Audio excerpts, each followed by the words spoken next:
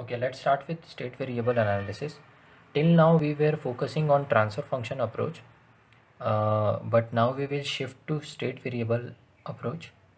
Okay, means you will have multiple inputs, multiple outputs of a control system, and it will consist of some state variables.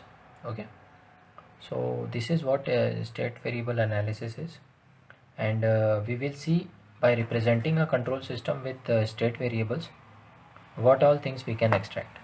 So we will see in this module. So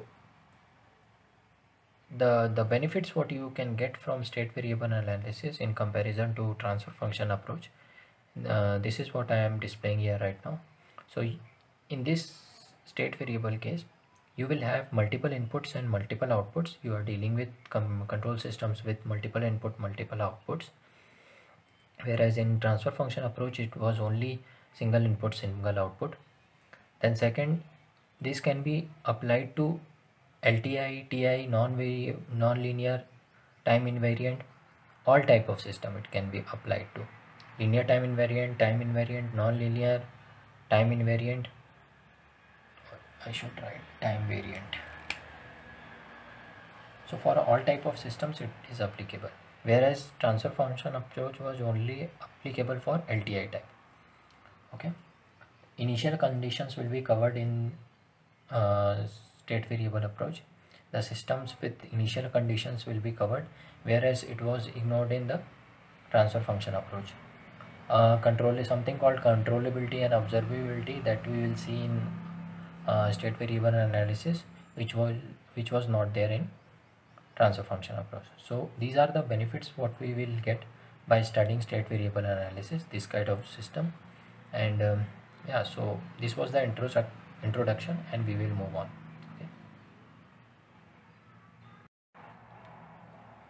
Okay, first let's look at the model, how it will look like.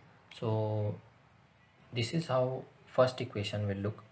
So this is the model control system, multiple inputs, multiple output, multiple state variables. U1, I am representing inputs with u's, output with y's, and state variables with x's. Okay, so multiple inputs, u1, u2, t, u2, u3, t, likewise, and y1t, y2t, likewise you have output, x1t, x2t, likewise you have state variables. Okay, so first equation is x dot t is equal to axt plus but. X dot t is equal to axt plus but. Now this is in matrix form. Okay, x dot t is a vector of n cross 1 which consists of elements x1 t dot, x2 t dot, similarly likewise xn t dot. N number of state variables are there. Dot means first differentiation. X1 t dot is differentiation with respect to time of x1t. Okay, likewise others as well. Similarly, this is x dot t. Now it is made by the combination of these two vectors. Okay, this is a n cross 1 vector, this total. So A is n cross n matrix and xt is n cross 1 vector. Okay, so both of them product will become n cross 1 vector. This is total. Okay, where A is called system matrix and x's are state variables. Similarly, u's are u1t, u2t, it's a m cross 1 vector, this ut, and B is n cross m matrix. Okay, so the product will become n cross 1, total n cross 1.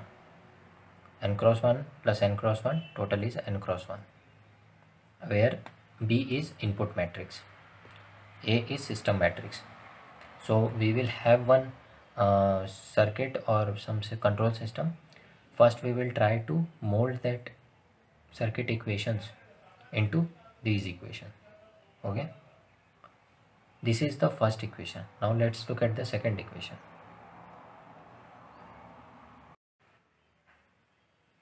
Okay, so let's look at the another equation, which is the output equation. Yt is equal to cxt plus dut.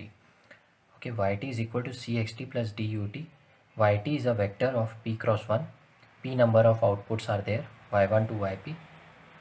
So each of them will be p cross 1. Now xt is same n cross 1 vector x1 to xn. So C will be p cross n, so that both of product will be p cross 1. So this total will be p cross 1. Now U's are m cross 1. So D will be p cross m. So that product will become p cross 1. So this is p cross 1, p cross 1. Okay, total is p cross 1. Now C is called as output matrix and D is called as transmission matrix. Okay, there is no usage of x dot t, that one you should remember. Okay, so there are two equations. One was the previous one which I showed, and next is this output equation. So we'll be working with these two equations only. Okay, and we will see how to uh, uh, mold a control system into these equations.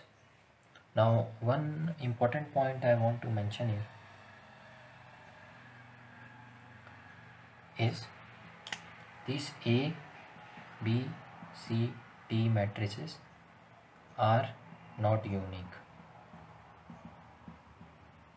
Okay, whereas transfer function of a system is unique.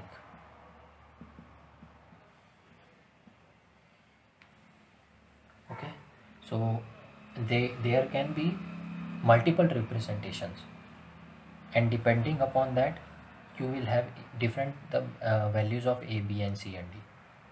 But as far as transfer function is concerned, transfer function is unique. Means there cannot be two transfer function of a same control system.